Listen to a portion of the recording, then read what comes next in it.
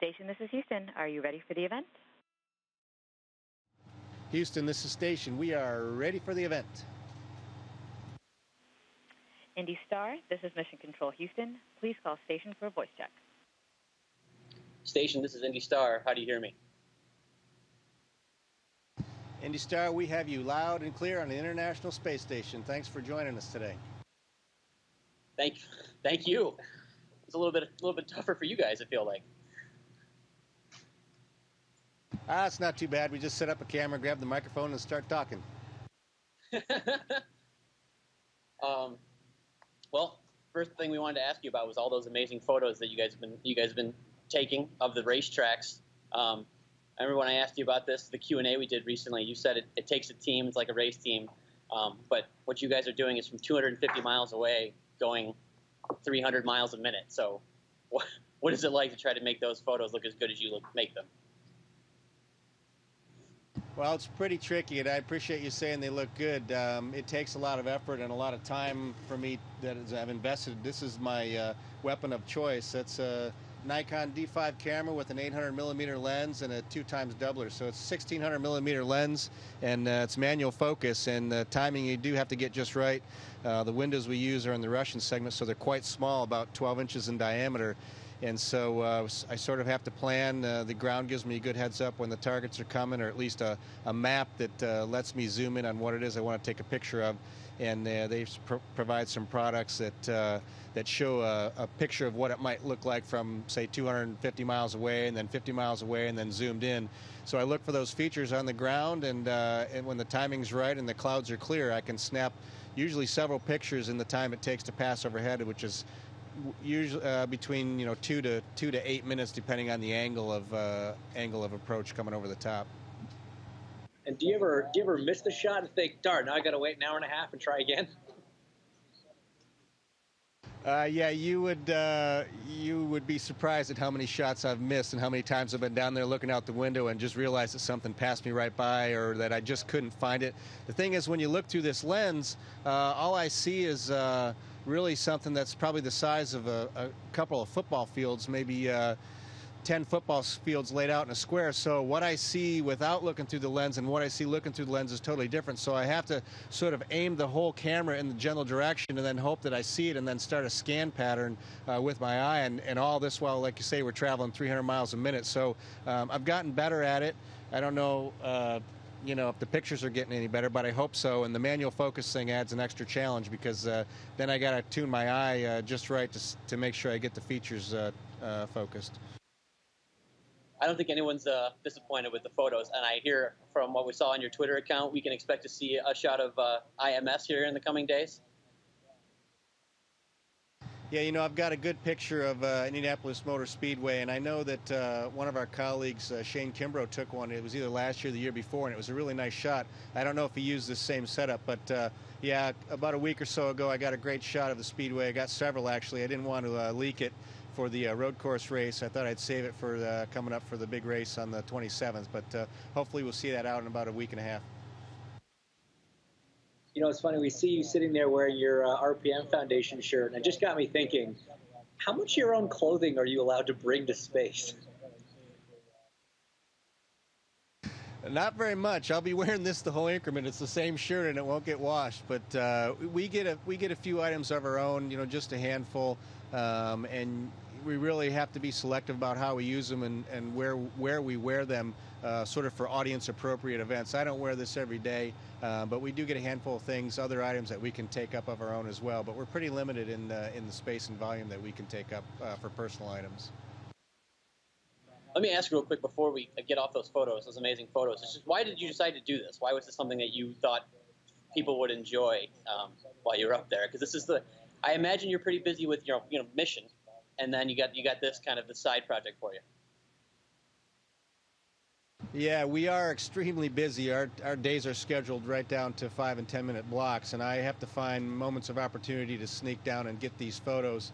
I did it because I'm interested in racing. I enjoy watching racing, and I just thought to myself, wouldn't it be cool if I took a few pictures from space? And then I thought, well, I don't think anybody's ever taken pictures of racetracks from space, so how cool would it be to get the whole 2018 season of tracks for not only IndyCar but MotoGP and F1 as well. So that's my goal. I'm about halfway through all the tracks, so I've had some pretty good success. But I just thought it'd be fun, and it's really neat because I can watch the races on the weekend and send a picture out there.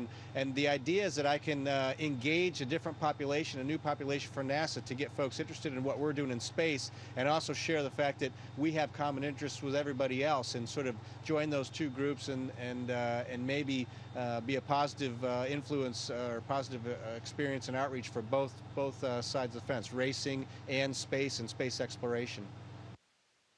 And how's the mission going as a whole? I know you guys were out, bouncing around yesterday outside. How's it going so far? Nice pass. Yeah, so the mission's going great. I'm on my last couple of weeks here, and we've done some phenomenal and diverse things. Everything from medical to growing plants to doing EVAs and then maintenance on our multiple systems. It's been a phenomenal experience, and having Drew and Ricky up here for the last part of it has been a wonderful experience as well. And watching them get up at 2 o'clock in the morning to go get pictures of the racetracks is kind of humorous. We make fun of him often, but he's getting some really good pictures. So you mentioned you guys are scheduled down to the minute. So when you're not taking photos and you're not doing the mission, is there any downtime that you guys have? And what do you guys get to do with that kind of thing? How do you relax up there? Yeah, absolutely. We do get some downtime each day. We get a little time, breakfast, lunch, and dinner. And then on the weekends, we get about a day and a half off on the weekends. So if we're not taking pictures, we're watching movies. And Scott and I and Ricky also enjoy playing music. So we've got a couple of guitars up here, and that takes up some of our time. We stay busy talking to our families, making phone calls, doing email, just sort of things you do on Earth. But we just can't go outside very easily and very readily. It takes a bit of planning to actually go anywhere but besides the confines of the space station. There's a lot talked about the physicality of driving a race car, and we educate people on what it takes to do that from the physical side.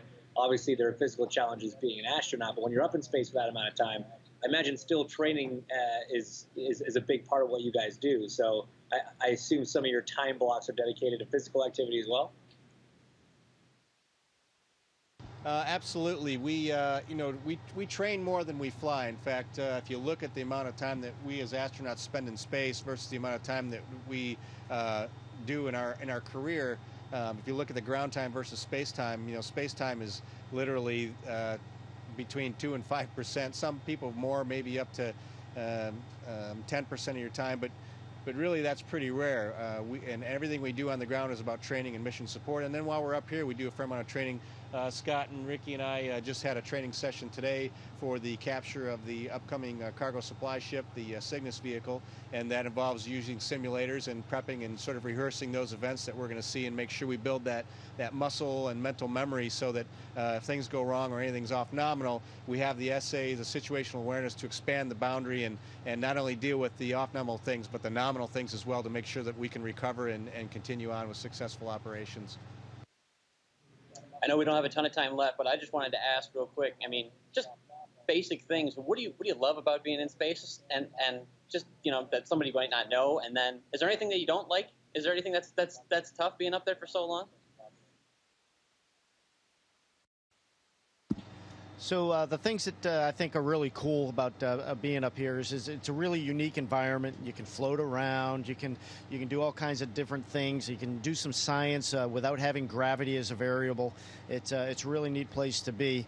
But most importantly, there's a cast of thousands that put together our daily plans, that put together all the projects that we're working, all of the science, all of the maintenance, all of the operations, and getting to work with all of those folks has absolutely been the most rewarding part of it. The biggest thing I dislike is sometimes the schedule can get a little busy because there's a lot of things that we got to do and we got to do right. So it can be a little bit of self-perceived schedule stress that we kind of have to keep under control, and just remember we got a whole team working with us to get this stuff done. Well, we appreciate so much your time, guys. This is for everybody that doesn't know, this is Expedition 55 flight engineers Drew Feustel and Scott Tingle. Guys, just thank you so much. And where can people keep up with you guys on Twitter or anything like that to see what you guys are up to? Yeah, absolutely. I mean, NASA.gov is a great resource and has got all the links to all of our Twitter and Instagram accounts. I think Scott is on Astromaker and I'm Astro Foistel, and we try to tweet regularly and post on social media, Instagram from space, and I think some of us also have Facebook accounts to get posted on. But NASA does a great job of that outreach, and the website's a good place to find it. So we appreciate you guys showing an interest in what we're doing up here, and like I say, we hope we're drawing people in from that maybe from populations that we might not regularly reach out to, different demographics, and get them interested in what we're doing in space and how their tax dollars are being spent in the United States.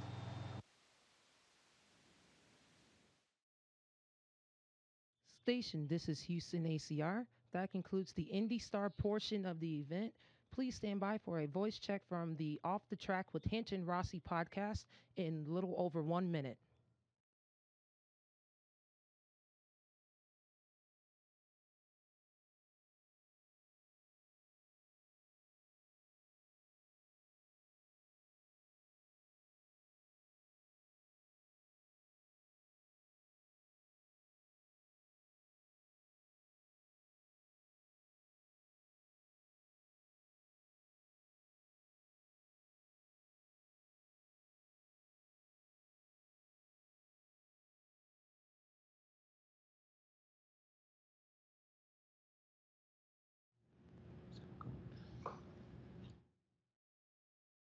Hinch and Rossi, the International Space Station. Do you copy?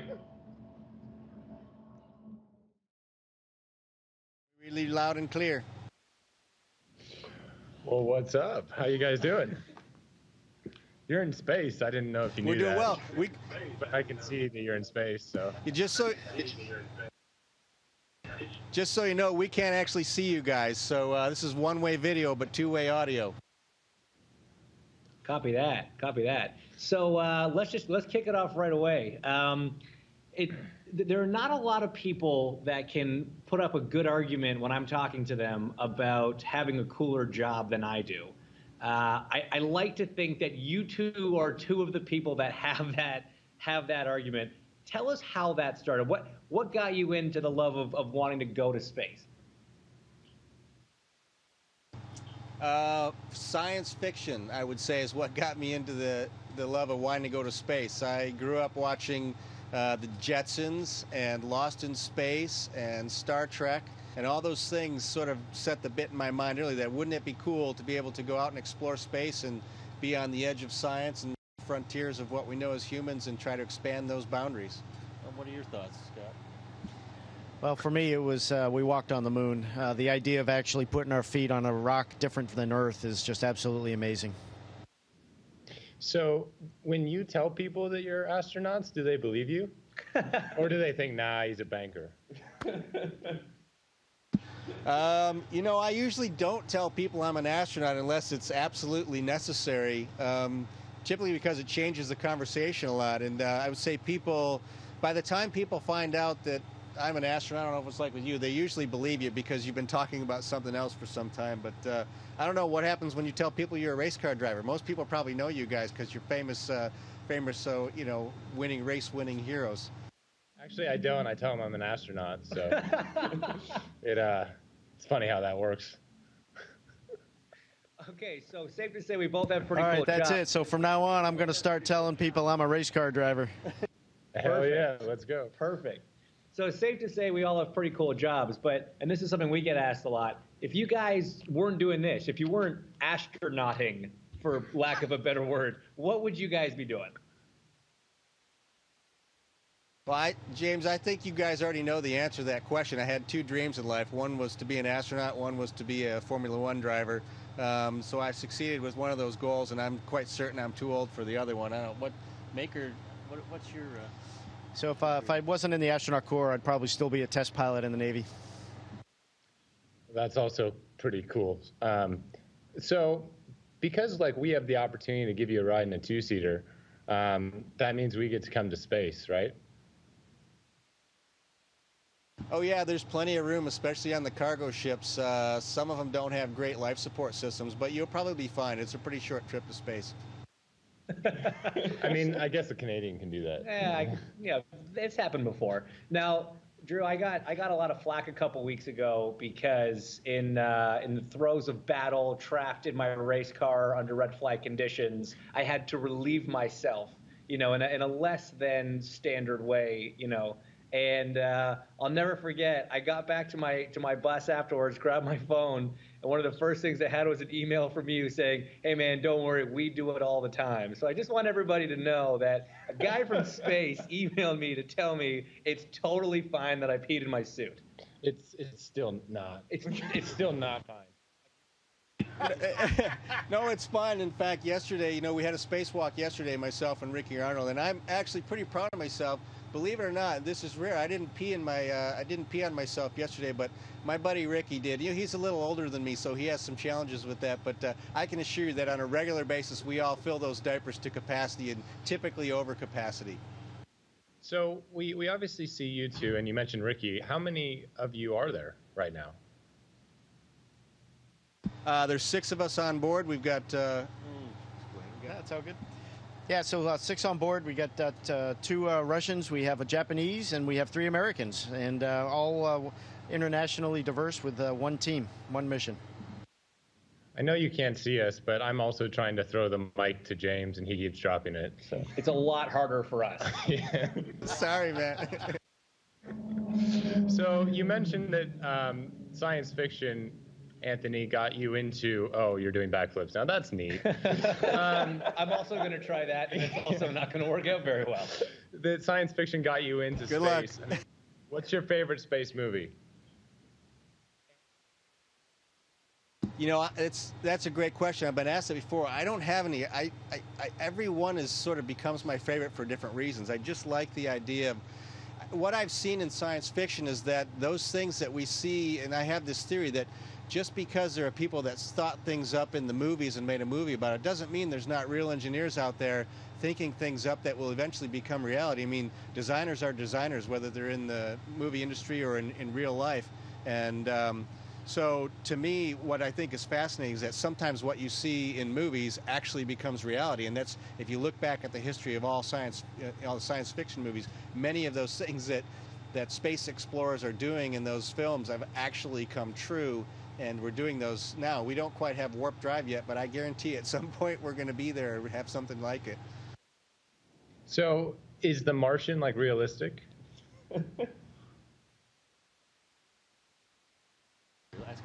Sometimes not. Fair. Okay, all right, so this is the question that all space people and nerds want to know, myself included, for both of you, Star Wars or Star Trek?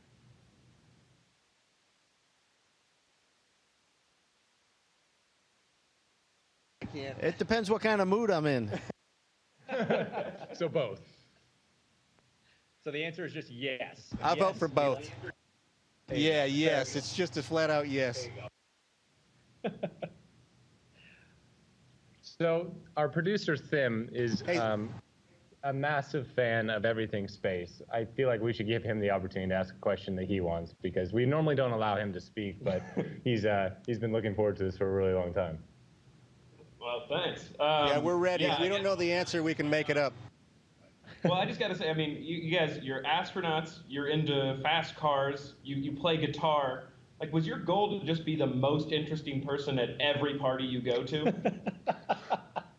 you see the Dos Equis man and think, nah? I don't think so. I think a lot of us are sort of introverts in some ways. I mean, you'll find that we're fairly quiet. I mean, unless you get to know us, we don't like to be too outspoken, and we like to save our opinions for when they're really needed. But we're just normal guys up here. We're just very lucky to have this amazing opportunity. I know that you all probably feel the same. It's a tough business to get into, and I hope that someday a lot more humans will have the perspective that we do of Earth and the ability to travel in space. Well, we love that you're sharing that with us, and we're loving getting to share it with our fans. And one last question before we go. We asked this of all guests on Off Track with Hinch and Rossi. What's the fastest you've ever driven? I'm not going to say fastest you've ever went, because you're going to beat everybody in that category. You're doing it right now. But what's the fastest you've ever driven? The fastest I've ever driven behind the wheel is 207 in a Bugatti Super Sport. That's I think a closeout win.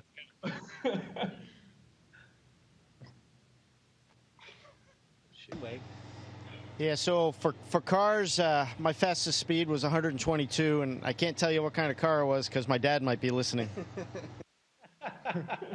Fair enough. Well, this has been awesome, guys. Thank you so much for taking time from space to talk to us, and we really look forward to hearing more about your adventures later on. You bet, guys. Good luck with the race coming up in Indianapolis. We'll be watching and cheering you both on, and hope you continue to have a great season. Thanks for joining us. Station, this is Houston ACR. That concludes the event. And thank you to all the participants from IndyStar and Off Track with Hinch and Rossi podcast. We are now resuming operational audio communication.